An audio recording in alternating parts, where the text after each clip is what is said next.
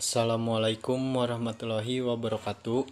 Perkenalkan, nama saya Taufik Hidayat, NPM 192191198 dari kelas 2F. Di sini saya akan mempresentasikan atau memaparkan materi tentang keterampilan gerak dalam mata kuliah teori belajar motorik. Nah, di sini saya akan memaparkan yang pertama itu pengertian keterampilan gerak. Jadi, keterampilan gerak ini merupakan kemampuan yang penting di dalam kehidupan sehari-hari maupun di dalam pendidikan, terutama dalam pendidikan jasmani. Nah, ada seseorang yang mampu melakukan gerakan yang terampil dan harus memiliki keterampilan gerak. Nah, gerakan yang terampil ini adalah kemampuan seseorang untuk melakukan gerak dengan benar, efisien, maupun dan efektif. Nah, salah satu tujuan dari pemberian program pendidikan jasmani kepada pelajar adalah agar pelajar terampil dalam melakukan aktivitas fisiknya. Nah, adapun juga ahli yang mengemukakan, yaitu Ega Trisna Rahayu tahun 2013, yang dimana keterampilan gerak ini merupakan proses pembelajaran yang terlihat dari pembelajaran keterampilan gerak untuk gaya hidup aktif. Dengan kata lain, guru itu pendidikan jasmani dalam mengajar siswa itu dengan banyak ide kognitif, keterampilan, dan dengan kontribusi utama dalam sikap dan nilai terhadap siswa. Nah, namun adapun juga sebagai kontribusi ini, yaitu khas dengan bidang ini adalah keterampilan gerak yang berkontribusi pada gaya hidup yang aktif di dalam kehidupan sehari-hari.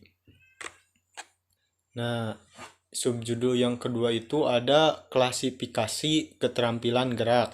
Jadi pengklasifikasian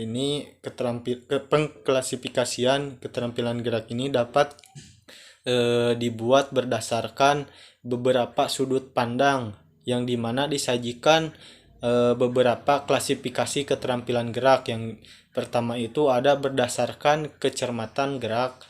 Nah, yang kedua itu ada perbedaan titik awal dan titik akhir. Yang ketiga itu ada stabilitas lingkungan. Yang pertama itu ada klasifikasi berdasarkan kecermatan gerakan keterampilan gerak, yang dimana kecermatan ini pelaksanaannya dapat ditemukan antara lain dengan jenis otot-otot yang terlibat. Ada pula gerakan yang melibatkan otot-otot besar dan jenis otot-otot halus. Nah, berdasarkan kecermatan ini juga ada jenis otot-otot yang dibuat keterampilan geraknya dapat dikategorikan menjadi dua, yaitu keterampilan gerak asal dan keterampilan gerak halus. Nah, yang kedua itu ada klasifikasi berdasarkan perbedaan titik awal dan perbedaan titik akhir. Nah, yang dimana diperlukan gerakan keterampilan ini ada yang mudah dan dapat diketahui dari bagian awal dan bagian akhir. Nah, gerakannya itu dibedakan menjadi 3 bagian, yaitu keterampilan gerak diskret, yang dimana ada pula keterampilan gerak serial, keterampilan gerak kontinu. Nah, gerakan keterampilan gerak diskret ini merupakan pelaksanaan dapat dibedakan secara jelas dari titik awal dan titik akhir dari gerakan yang akan dilakukan. Nah, yang kedua itu ada keterampilan gerak serial, yang dimana dilakukan beberapa kali secara berlanjut dan otomatisasinya itu secara berkelanjutan. Yang ketiga itu ada keterampilan gerak kontinu.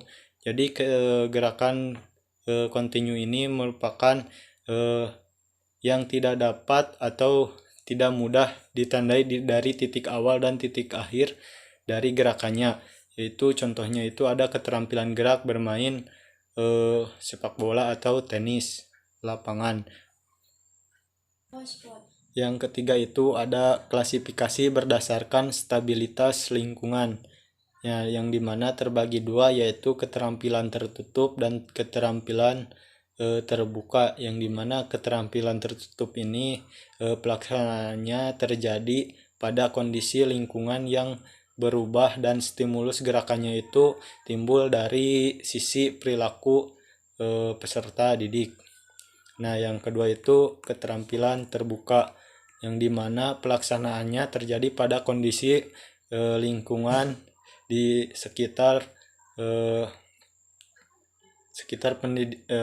lingkungan sekolah maupun lingkungan masyarakat yang dapat berubah-ubah dan pelaku geraknya itu menyesuaikan dengan stimulus yang timbul dari lingkungannya itu tersebut.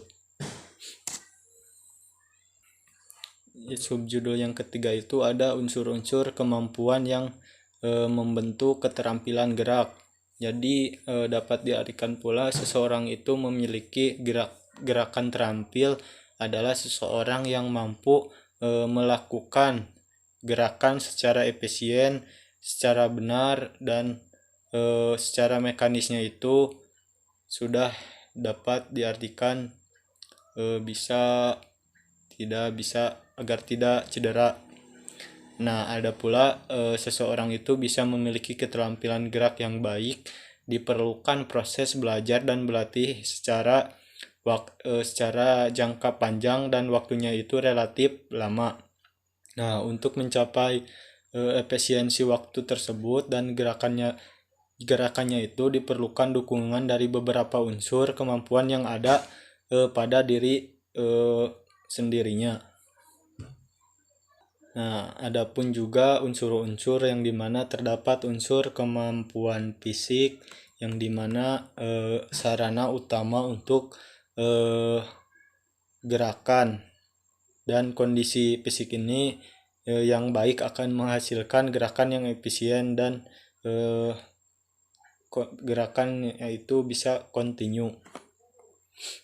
Nah, adapun juga unsur kemampuan mental. Jadi mental ini adalah pikiran, atau jadi kemampuan mental ini berarti kemampuan untuk berpikir dan kemampuan imajinasi sewaktu pada saat melakukan keterampilan geraknya itu menyesuaikan dengan kondisi yang ada di sekitarnya dan kondisi yang akan dilakukannya. Nah, yang ketiga itu ada unsur kemampuan emosional, yang dimana unsur ini merupakan kondisi yang diperlukan untuk mendukung pelaksanaan gerakan efisien, yang dimana itu terdapat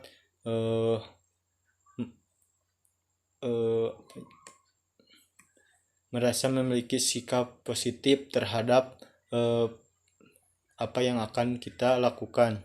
Mungkin sekian pemaparan materi dari saya. Assalamualaikum warahmatullahi wabarakatuh.